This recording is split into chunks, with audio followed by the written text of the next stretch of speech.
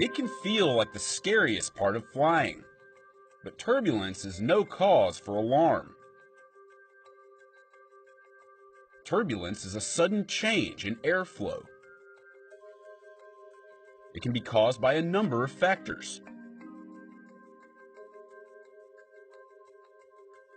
The most common cause is turbulent air in the atmosphere. Jet streams trigger sudden changes in wind speed that can rock the plane.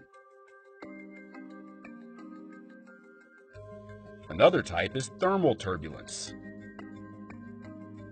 It's created by hot, rising air, usually from cumulus clouds or thunderstorms.